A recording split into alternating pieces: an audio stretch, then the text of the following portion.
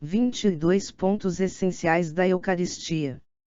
Eucaristia é uma palavra grega, inserida no vocabulário teológico da Igreja. Significa ação de graças e tem a mesma raiz etimológica de evangelho, que significa boa notícia. É, antes de tudo, sacrifício de louvor e sacramento de salvação. Na linguagem dos Santos Padres, a Eucaristia é o sacramento dos sacramentos e, no septenário sacramental, é ela a centralidade. 2 Fração do pão, Atos 2,42, e ceia do Senhor, 1 Coríntios 11,20, são nomes primitivos da Eucaristia, como também da missa. É vista, profeticamente, como banquete e de dimensão escatológica, Isaías 25,68, Apocalipse 19,7 a 9. Sua celebração, mesmo na precariedade do tempo, nos faz participar já da glória futura, como prelibação das alegrias pascais. 3 No fim de sua vida terrena, desejando comer a Páscoa com os discípulos, em desejo ardente, Lucas 22,14 e 15, mas não apenas no clima e no espírito de ceia judaica, Cristo instituiu então, na noite de Quinta-feira Santa, a Páscoa definitiva do Novo Testamento, Lucas 22,19 e 20, e isto num lugar apropriado, preparado pelos discípulos, confronte com Lucas 22,7 e 13. O discurso do pão da vida, narrado por São João, no seu Evangelho, capítulo 6, foi uma catequese preparatória para tal ação sacerdotal de Cristo. 4 No Antigo Testamento, a Eucaristia foi prefigurada pelo maná, Êxodo 16,14 e 16, palavra hebraica que significa, segundo entendimentos respeitáveis, que é isto, uma expressão que nascia dos lábios do judeu, diante do alimento que então lhe era mandado por Deus. O maná era, pois, o alimento do povo, no deserto, uma coisa miúda, granulosa, e, mesmo como simples figura da Eucaristia, recebe na Bíblia referências de grandeza. 5 Paulo o chama de maná de alimento espiritual, já prefigurando o pão eucarístico, 1 Coríntios 10,3, e o salmista o chama de trigo do céu e pão dos anjos, Salmos 78, 24-25. O maná, porém, desaparece, quando Josué atravessa o rio Jordão, Josué 5,10-12, isto porque o povo passaria a comer dos frutos da terra, como uma graça de Deus, concedida na aprendizagem e já na posse da terra prometida. Vê-se, pois, que o maná era alimento passageiro, que cessou, assim, no tempo, mas a Eucaristia, sacrifício de Cristo, como Cordeiro imolado, é o alimento eterno dos filhos de Deus, João 6, 49 e 51.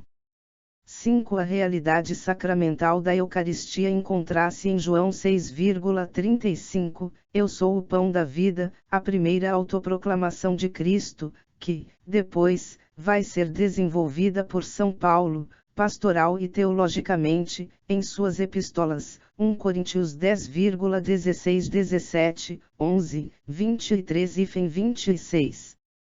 Também a última autoproclamação, Eu sou a videira, de João 15,1, está em ligação profunda com a primeira. Aqui, vem-nos à mente a ideia da uva espremida, ou seja, o sacrifício do Cordeiro, vertendo o seu sangue para a salvação de todos. 6 A Eucaristia, como banquete escatológico e na abundância própria dos tempos messiânicos, está presente no episódio das bodas de Caná. Lembremo-nos de que a água ali transformada em vinho foi em medidas abundantes, 720 litros. Cada talha, dos ritos judaicos, correspondia a 3 medidas, e cada uma destas, 40 litros, aproximadamente. Lembremo-nos também de que a pessoa central na festa de Caná era o noivo, isto é, Cristo, o esposo da Igreja. 7 Em Caná, na intercessão de Maria, João 2,3, o filho antecipa a sua hora, e o momento de carência se transforma em festa de abundância, figura do que aconteceria depois, no cenáculo, quando, chegada a sua hora, João 17,1, Cristo seria então glorificado pelo Pai. O sacrifício de Cristo, no Calvário, antecipado sacramentalmente no cenáculo, é a plena glorificação do Filho pelo Pai, e do Pai pelo Filho, principalmente na ótica do Evangelho Pascal de João. 8. Nas palavras de Cristo, principalmente em João, confronte com JO 3,5, 6,53, a Eucaristia guarda um paralelismo com o batismo: se não comerdes, quem não nascer, como condição para se entrar no reino de Deus. 9. Um outro aspecto importante da Eucaristia é a escolha, por Cristo, das espécies do pão e do vinho, para a sua representação visível. Aqui podemos falar da dimensão cósmica e universal de tais elementos, pois eles representam os frutos da terra e do trabalho humano, como diz a liturgia. Também devemos enfatizar aqui como que o esvaziamento de tais elementos da natureza, pois eles deixam de ser pão e vinho, mantendo apenas os acidentes, para serem de fato o corpo e o sangue de Cristo, realidade não compreensível pela razão humana, mas tão somente pela fé. 10. Na transubstanciação do pão e do vinho, isto é, na sua mudança de natureza e de substância, em dimensão ascendente, podemos, pois, contemplar, em contrapartida, a kenoses de Cristo, isto é, o seu esvaziamento da condição divina, assumindo a condição de servo, Filipenses 2,68.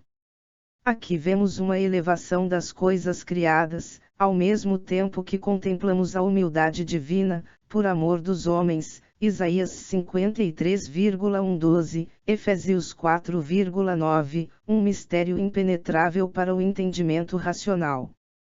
É o que quer dizer a liturgia, quando ora, pelo mistério desta água e deste vinho, possamos participar da divindade de vosso Filho, que se dignou assumir a nossa humanidade. Poderíamos ainda dizer que, assim como os danos do trigo e da uva desaparecem, mantendo apenas o sabor, para que Cristo opere, através deles, a obra salvífica do Pai, assim também o cristão deveria ser um forte sinal da redenção e dizer com São Paulo: eu vivo, mas já não sou eu que vivo, pois é Cristo que vive em mim. Gálatas 2, 20a. 11. A Eucaristia é, pois, o pão da vida, mas não um pão comum. Segundo Santo Agostinho, Cristo nos diz, na realidade do pão eucarístico: não sou eu que me transformo em ti, como os outros alimentos. Ao contrário, tu é que te transformas em mim. De fato, pela Eucaristia, o comungante se torna cristificado. Aspectos litúrgicos da Eucaristia. 12. A Eucaristia é a celebração principal da Igreja, com força sacramental. É encontro, banquete e sacrifício, como também sacramento e fonte primária de espiritualidade. 13. Como sol irradiador dos bens eternos, irradia a graça pascal a todos os demais sacramentos. Torna, pois, presente e real o mistério pascal de Cristo, na tríplice dimensão, passado, presente e futuro, caráter escatológico. 14. É então a Eucaristia um acontecimento divino, por obra do Espírito Santo, e pela epíclese da Igreja, ou seja, pela sua mediação celebrativa e orante. Efeitos sacramentais da Eucaristia. 15. A Eucaristia faz da Igreja um corpo vivo e místico, e não mera aglomeração ou associação de pessoas, como no adágio conhecido: a Eucaristia faz a Igreja, e a Igreja faz a Eucaristia. 16. Torna real a comunhão dos santos, em sentido profundo, nas três dimensões possíveis de visualização da Igreja: Igreja peregrina, em marcha ainda no tempo; Igreja gloriosa, já no gozo eterno dos bem-aventurados; e Igreja também padecente, cujos membros ainda se purificam antes da posse definitiva da felicidade eterna. 17 A Eucaristia perpétua o sacrifício da cruz, renovando-o pela ação sacerdotal de Cristo na sua Igreja, realizando assim, de maneira contínua, a obra da redenção. 18 Em linguagem litúrgica e teológica, é prelibação do banquete celeste, quer dizer, aqueles que a celebram, nos dias desta vida, já antecipam a glória eterna, que um dia celebrarão, na liturgia celeste, com o Cristo glorioso. 19 A Eucaristia é fonte perene de vida da Igreja e ápice da vida cristã. A ela se ordenam, pois, todos os ministérios, sendo sua celebração o ponto mais alto da liturgia. 20 Todo o bem espiritual da Igreja encontra-se na Eucaristia, uma vez que ela não nos dá somente o dom da graça, mas o próprio autor da graça, Cristo. Cristo, e somente Cristo, é a graça essencial de Deus. 21 Na Eucaristia o cristão é chamado às coisas elevadas, passando, do humano para o divino, do presente para o futuro, do tempo para a eternidade, do visível para o invisível, da instabilidade do mundo para o reino eterno do amor e da vida.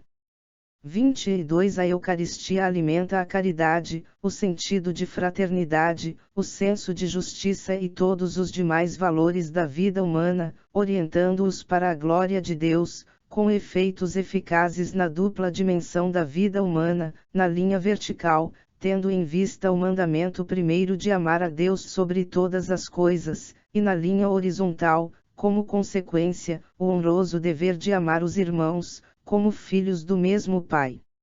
Retirado do blog A Fé Explicada. afeexplicada.wordpress.com e transformado em audiobook por Católico Formado e Informado é Católico Preparado.